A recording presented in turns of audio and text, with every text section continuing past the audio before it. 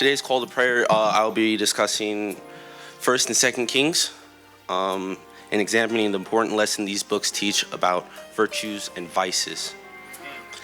Through these two books, a total of 42 kings have reigned over Israel and Judea. And out of these 42 kings, only 3 were specifically noted for their wholehearted devotion to God. Wow. That means the other 39 mentioned in this book were noticed for their lack of obedience and disobedience to God's commandments. One of many factors that contributed to this was their influence of surrounding cultures.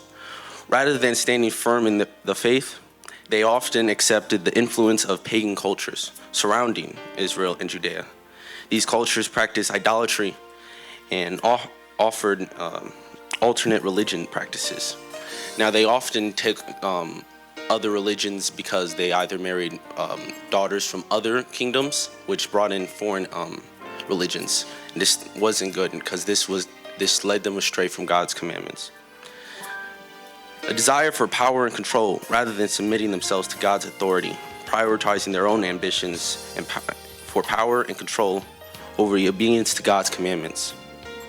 Another one is their lack of accountability. With accountability to God's or wise counselors, some kings made their decisions based on their own desires, impulses, rather than staying firm in their faith.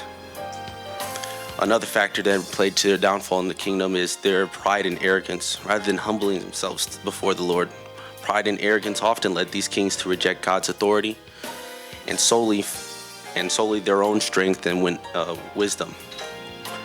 Another factor that led to their downfall is their failure to learn from history.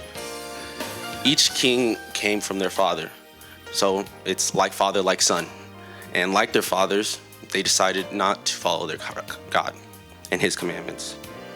This lack of, despite the warnings and examples provided by previous kings, had fallen into disobedience. Many rulers repeated the same mistakes as their fathers.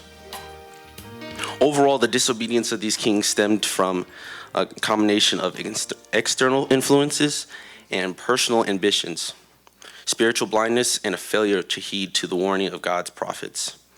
These factors led them away from God's commandments and resulted in a decline of their kingdoms. In closing, let us heed to the timeless wisdom from God, to humbly seek God's guidance, to courageously stand for truth, and to faithfully follow his commandments. And ultimately, I encourage all of you to read Kings for yourselves.